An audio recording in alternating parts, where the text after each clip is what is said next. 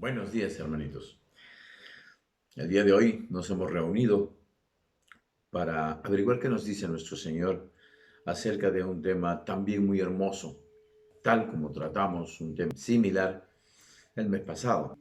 Hoy estamos viendo el tema del Día del Padre, porque nos trae a la mente y al corazón inmediatamente la imagen de nuestro Padre.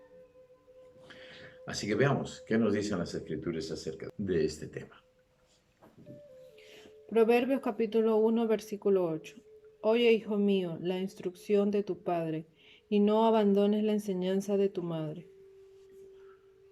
Cuando vimos el rol de la madre, también estaba esta diapositiva, pero obviamente nos concentramos en cuál es el rol fundamental que tiene que hacer una mamá. Hoy nos toca ver cuál es el rol del padre. Y acá vemos dos mandatos.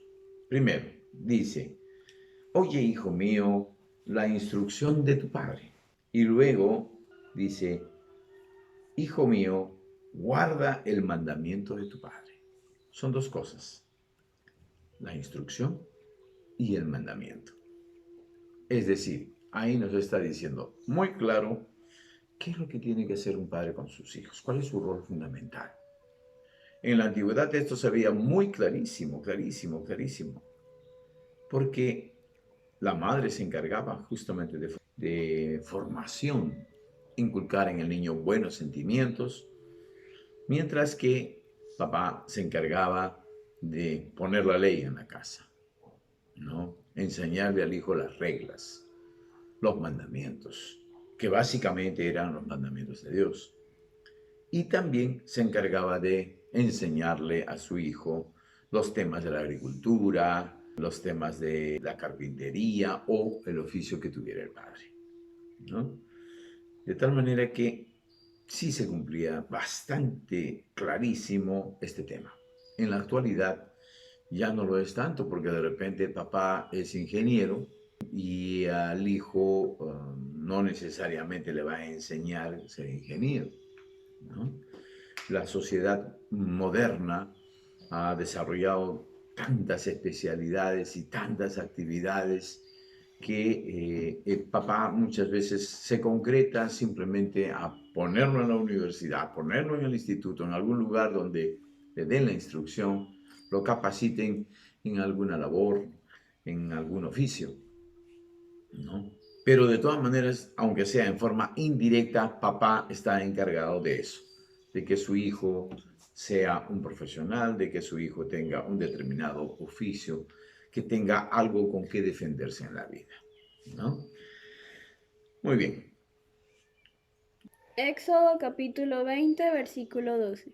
Honra a tu padre y a tu madre, para que tus días sean prolongados en la tierra, que el Señor tu Dios te da. Lo que aquí estamos viendo es el cuarto mandamiento.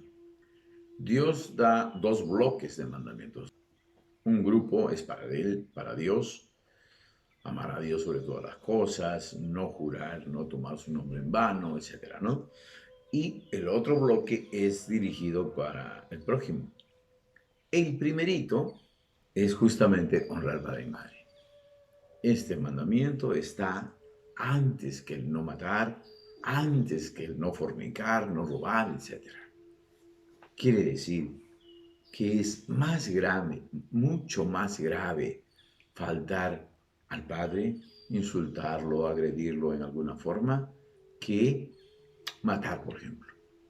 Matar es grave, gravísimo, pero es más grave que matar el agredir a su padre o a su madre. Así que, más claro, ni el agua. ¿Ok? Tenemos que honrar a nuestro padre. Y no dice honrar a tu padre siempre y cuando él te haya firmado a la hora que tú naciste. No dice honrar a tu padre siempre y cuando él nunca te haya hecho faltar nada. No te dice honrar a tu padre siempre y cuando no haya sido un alcohólico. No dice nada. Simplemente dice honrar a tu padre y a tu madre. Tú no eres quien para cuestionar lo que papá hizo o no hizo. el único que juzga es Dios. Nosotros no solamente a nuestro Padre, sino a nadie juzgamos. Nosotros no somos quien para juzgar absolutamente a nadie, ni siquiera a nuestros padres, ¿no? Entonces, simplemente obedecemos la ley de Dios y honramos a nuestro Padre, haya sido excelente, bueno, regular. ¿Y por qué es tan importante esto? Porque el Padre es el representante del Padre grande, del Padre mayor, del Padre espiritual. Y porque además, si tú no eres capaz de agradecer a tu papá, si no eres capaz de ser agradecido con tu papá, con lo que haya hecho por ti, así solamente te haya traído al mundo, bueno, pues, está bien. Gracias a él, Dios te puso en este planeta, con alguna misión, con alguna tarea. Pero entonces hubo la participación del papá. Y si tú no eres agradecido con tu padre, con mayor razón si tu padre se ha portado muy bien contigo, si te preocupó siempre por tus alimentos, por tu salud, con mayor razón si te puso hasta la universidad, te dio una carrera, con mayor razón tienes que honrar a tu padre. Pero repito, así no haya hecho mucho o casi nada, simplemente traerte a este mundo, ya es suficiente. Si tú no sabes agradecer eso, menos sabrás agradecer al Dios Padre por todo lo que Él hace por nosotros. A tu papá lo puedes ver o lo has visto físicamente. A Dios Padre espiritual no lo vemos. Si no eres agradecido con lo que ves, con lo concreto, menos vas a ser agradecido con lo espiritual, con lo que no ves. Y eso lo vemos todos los días, ¿no? La gente no vive acordándose de Dios Padre, vive como le da la gana. Solo cuando se enferma, cuando está grave recién, levanta la vista al Padre, ¿no? Bueno, continuemos. Éxodo capítulo 21, versículo 15 al 17. El que hiera a su padre o a su madre, ciertamente morirá. El que maldiga a su padre o a su madre, ciertamente morirá. Decíamos que el cuarto mandamiento es el más importante para el prójimo. Y es más grave agredir a papá que matar. Y acá lo dice bien claro. En Éxodo nos está diciendo, el que hiera, el que lastime, el que agreda a su padre o a su madre, claro, ciertamente morirá. Y ojo, no está hablando aquí de la muerte física. Mucha gente dirá, pero yo conozco a mi vecino, a tal persona, hasta le pega a su mamá. Porque hay gente que lo hace. Hay gente que lo hace. Hasta le pega a su mamá. ¿Y cómo no muere?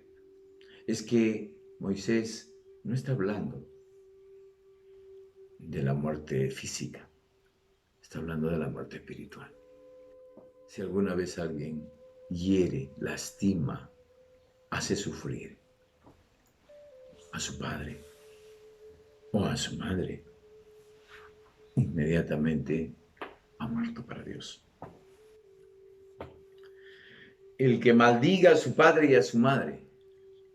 Mucha gente tiene motivos para maldecir a papá y a mamá, porque de repente él lo engendró e inmediatamente se desapareció del planeta.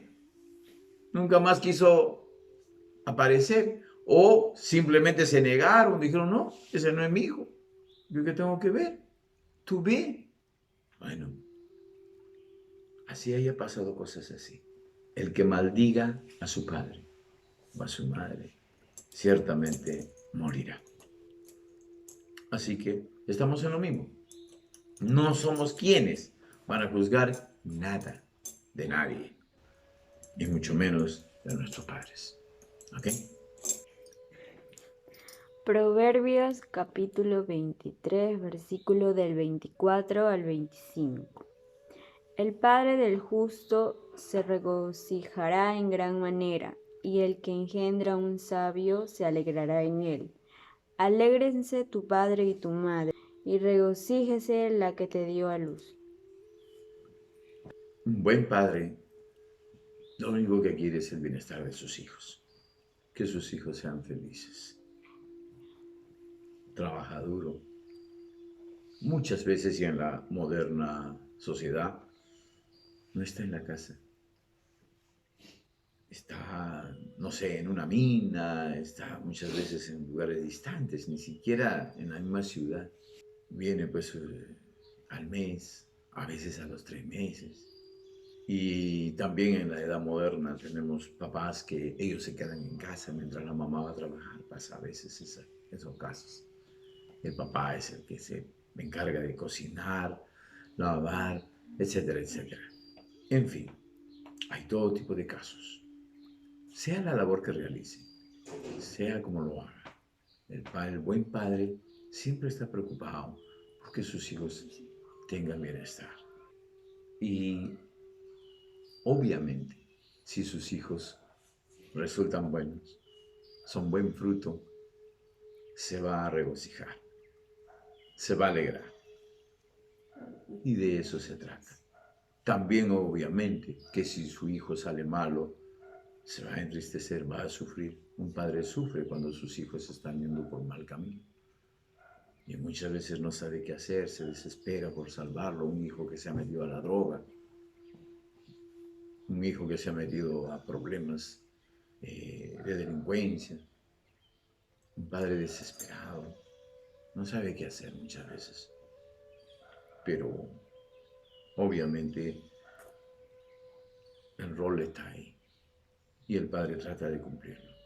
Por eso, hoy, en esta sociedad actual, más que nunca, los padres tienen que estar vigilando permanentemente a los hijos. Y vigilar no quiere decir estar pegadito físicamente. Ahora hay bastantes formas, bastante tecnología para poder saber dónde está tu hijo, con quién está. Porque de repente tú estás instruyendo bien a tus hijos, estás dándole buenos consejos, tratando de darle una buena formación, pero ellos saliendo de casa se encuentran con los amigos y no siempre los amigos son buenos. Y entonces tú tienes que estar muy atento, muy vigilante para ver que no se desvíen del camino, ¿no? Muy bien. Nosotros alegrémonos por aquellos padres que lo lograron, que consiguieron que sus hijos sean buenos y que inclusive en algunos casos sean sabios, como lo dice la lectura, ¿no? Aleluya por todos ellos. Aleluya por todos esos padres que hoy celebran justamente eso, que tienen buenos hijos. Juan capítulo 17, versículo 24. Padre, quiero que los que me has dado estén conmigo donde yo voy, que vean mi gloria, la gloria que me has dado porque me amaste desde antes de la creación del mundo. Qué maravilloso que es Jesús. ¿Cuánto nos ama Jesús? Esta frase la dijo Jesús en la época en la que iba pueblo por pueblo, curando enfermos, enseñando el Evangelio. Y dice, Padre, quiero que los que me has dado estén conmigo. Le pide a Dios que todos los humanos estemos con Él. Nosotros hemos sido creados para Jesús. El demonio está haciendo su trabajo. Trata de desviarnos como sea de ese destino señalado por el Padre. Y por eso, porque Jesús sabe que nosotros sufrimos muchas tribulaciones, estamos muy propensos al pecado, etc. Por eso le pide al Padre, por favor, Padre, quiero que los humanos estén conmigo. Quiero que ninguno se pierda. Porque así tú lo decidiste. Porque así tú me amaste desde el comienzo. ¿Cuánto nos ama Jesús? Igual que el Padre. Nos ama demasiado. Juan capítulo 1, versículo 12. Mas a cuanto lo recibieron, a los que creen en su nombre, les dio el derecho de ser hijos de Dios. Y acá está la respuesta del Señor a lo anterior. Jesús pide por nosotros, suplica por nosotros. Pero acá dice bien claro también que a todo aquel que reciba a Jesús en su corazón, tendrán el derecho de ser hijos de Dios. Para que nosotros podamos decir, Dios, Padre mío, tenemos que recibir a Jesús en nuestro corazón. ¿Y qué significa recibir a Jesús en el corazón? Ahí está el problema, porque muchos hermanitos de algunas iglesias dicen, acepta a Jesús como tu Salvador y ya está, suficiente. Las obras no te van a salvar, lo que te va a salvar es recibir a Jesús. Entonces se entienden algo así medio esotérico, como una especie de energía pura que viene entre ti y ya está, ya tú estás salvo. Y tú puedes robar, tú puedes engañar a tu mujer, puedes hacer lo que te dé la gana y normal, porque ya recibiste a Jesús en tu corazón. ¿Cómo?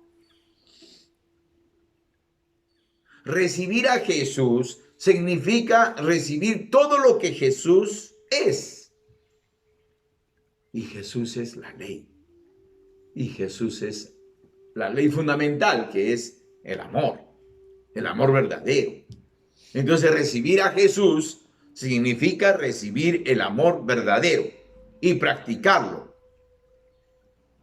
Porque no puede ser un cristiano teórico. Jesús dijo, apártense de mí, porque cuando yo tuve hambre, no me disteis de comer. Tuve sed, no me disteis de beber, etc.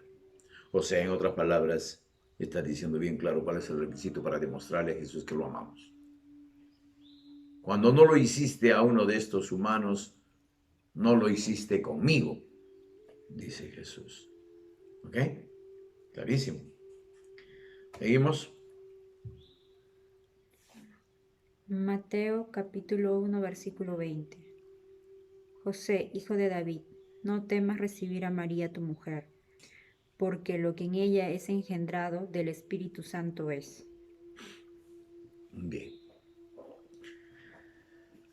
José es un ejemplo muy bueno de lo que es un padre, de lo que debe ser un padre. José era un hombre mayor y se había casado con una chiquilla. Se había enamorado de la chiquilla y ella también. Y un día tiene un sueño. Ahí comienza la verdadera historia de José. Porque al despertar, obviamente un poco turbado, ¿no? Un poco preocupado, dudoso, etc. Y se puso a pensar, a reflexionar sobre todo esto y decidió obedecer lo que Dios le estaba encargando a través del ángel. Aceptó a María, aceptó al niño. Recordamos la historia de José con María caminando para llegar a Belén. Y ahí es donde nace Jesús, ¿no? Ustedes lo saben, todos lo sabemos. Pero José es un padre maravilloso porque muy preocupado por María y por Jesús. Luego se le presenta nuevamente el ángel y le dice, tienes que viajar a Egipto para salvar al niño porque Herodes está matando niños. Y José, obediente, nuevamente coge a su mujer y a su hijo y se va por el desierto hacia Egipto. Luego de algunos años, cuando Herodes muere, nuevamente se le presenta el cargoso del ángel y le dice, bueno, José, ya murió Herodes, así que puedes regresar. Y otra vez a regresar. Hasta ahí lo que vemos en José es una muy estricta obediencia a lo que dice Dios. Así que El primer consejo que José nos está dando a nosotros los padres es obedecer a Dios, estar unidos a Él. Obedecer a Dios significa que tú tienes que estar atento a lo que Dios pide, ¿no? Hay que leer la Biblia.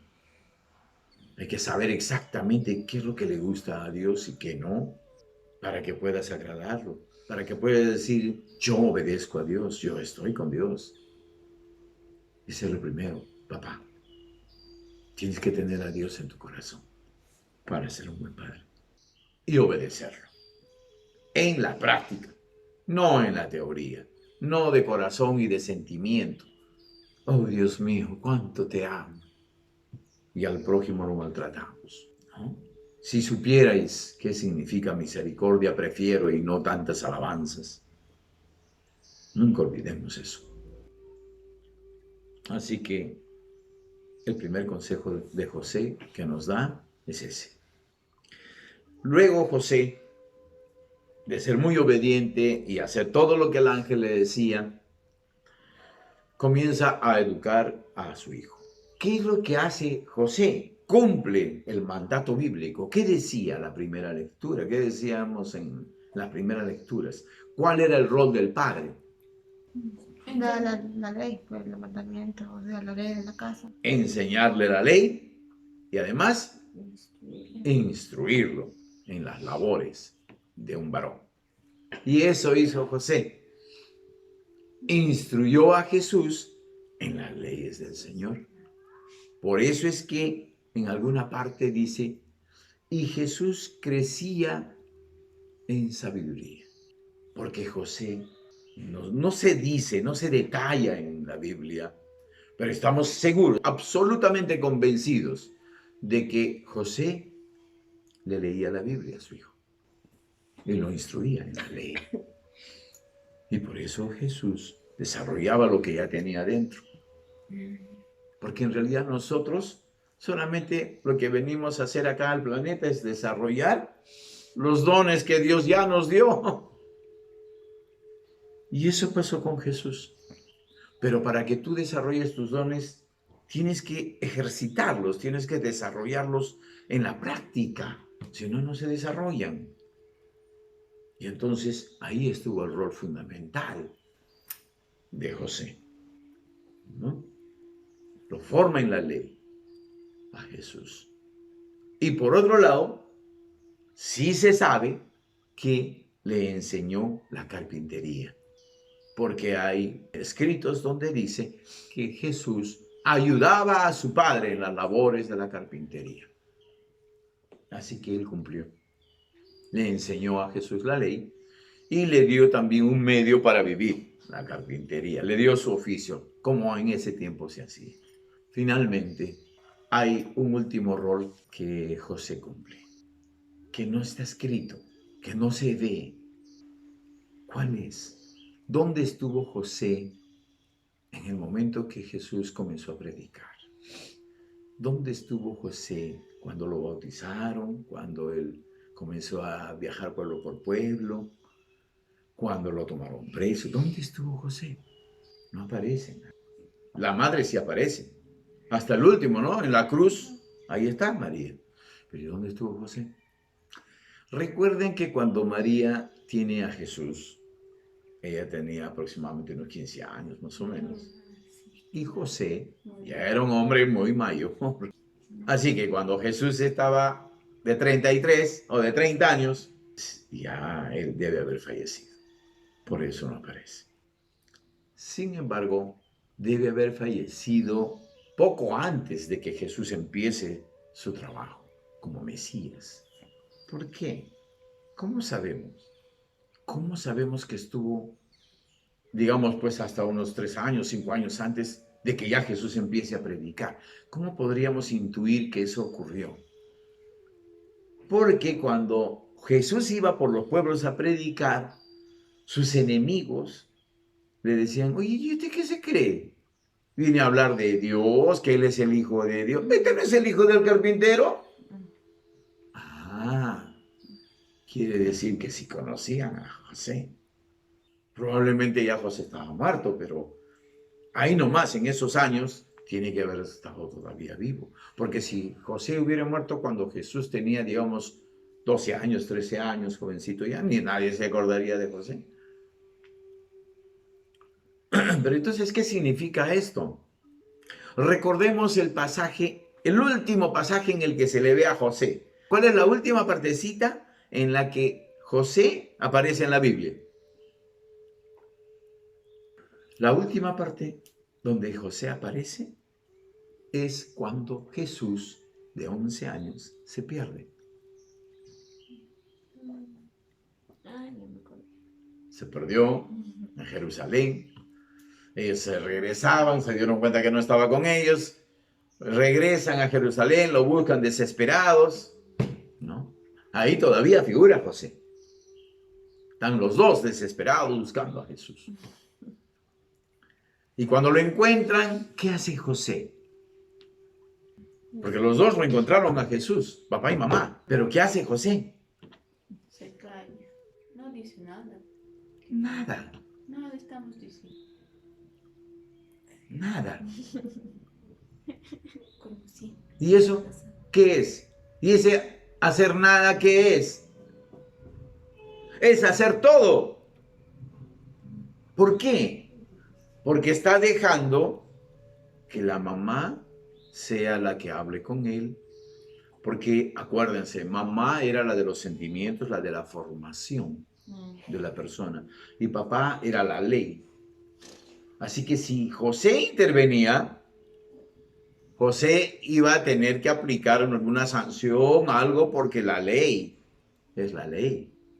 Pero él prefiere no aplicar la ley, prefiere que María actúe para que sea la parte emocional, sentimental y de formación la que hable con Jesús. Y por eso es que Jesús, a pesar que está todo ya crecidito, él dice, pero ustedes, ¿por qué se preocupan? Es que ya yo tengo que encargarme de las cosas de mi padre. O sea, ya quiere ya asumir su rol de Mesías, el adolescente. Entonces, ¿qué ocurre ahí? ¿Qué está pasando en ese momento? Que al permitir esa parte espiritual, sentimental, formativa, ¿no? Jesús, ¿cómo reacciona? Primero dice, no, pues yo tengo que encargarme de las cosas de mi padre, claro. Pero ¿y luego qué dice? ¿Qué dice la lectura? Que regresó con sus padres y les obedecía fielmente.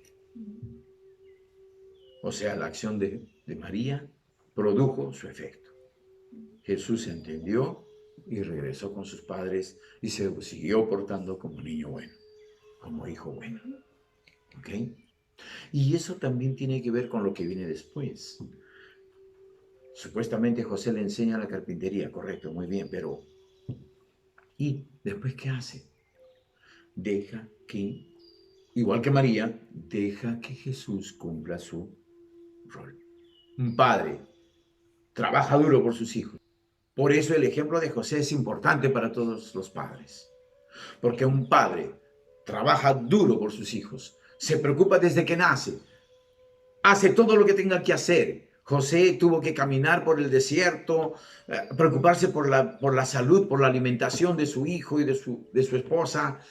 Estuvo atento a todo, a las necesidades de su hogar. Y luego cuando Jesús ya está grande, le enseña los oficios de la carpintería.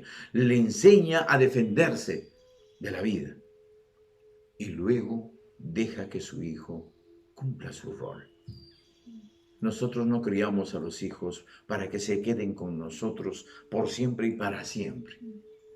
Para que mi hijo o mi hija me dé después de comer y me cuide y me haga esto y me haga lo otro. No, no. Los hijos han nacido para volar, para ir por el mundo a cumplir cada uno el rol que el Señor le haya designado. Y el Señor, si bien es cierto, te dice honrar padre y madre. Si bien es cierto, te dice que tienes que cuidar a tu papacito, a tu mamacita cuando estén viejitos, sobre todo, tienes que estar atento y devolverle todo ese amor que tuvieron ellos por ti cuando tú eras niño. Tú tienes que devolvérselo cuando ellos sean viejitos. Claro que sí. Eso es honrar padre y madre. Pero Dios no te creó, no te puso a este mundo para que tú te encargues de tu papá o de tu mamá. Eso es una obligación tuya, espiritual, claro, pero ese no es tu destino. tú tienes que preguntarte siempre, ¿cuál es el plan que Dios me ha dado para yo cumplir en este planeta? Y nunca por nunca, el plan de Dios no puede ser, tú ten a tu hijo, ese va a ser tu plan. Hijo, vas a cuidar a tu mamá, ese va a ser tu plan. O sea, ¿en qué contribuye eso al gran plan? Si es que ese hijo tiene un rol, le dice, tú, ten a tu hijo y le ayudas a que cumpla su rol. Y al hijo le va a decir, tú, cuida a tu mamá, pero cumple tu rol. ¿Ok? Gracias, José. Gracias, José. Y gracias, Señor. Gracias, Padre nuestro, por tan maravillosas enseñanzas que nosotros, los padres, tenemos que coger, tenemos que absorber, tenemos que inyectarnos en el alma. El amor al Padre, el amor al prójimo y el amor a nosotros mismos es vigente, es aplicable en todo momento y sobre todo con nuestros hijos. Papá, tú que te esfuerzas duro por tus hijos. Papá, tú que estás con el Señor, sigue sus mandamientos y le transmites esos mismos pensamientos y esas mismas ideas a tus hijos. Feliz día. Bendiciones para todos. Nos vemos la próxima semana.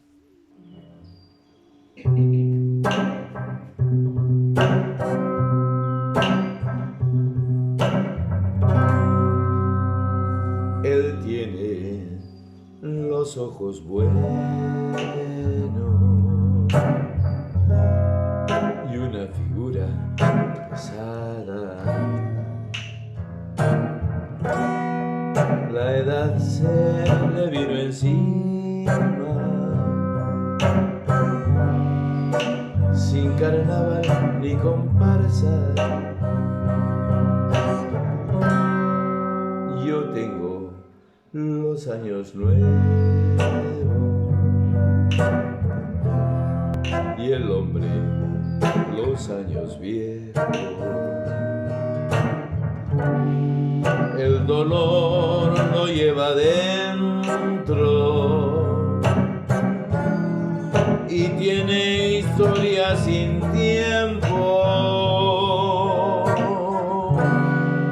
Viejo, mi querido viejo,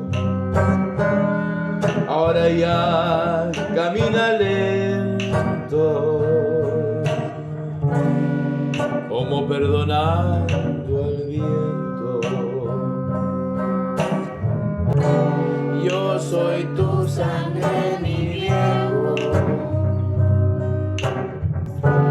soy tu silencio y tu tiempo. Yo soy tu sangre, mi viejo, soy tu silencio y tu tiempo. A nuestro Dios y a nuestro Padre sea toda la gloria por los siglos de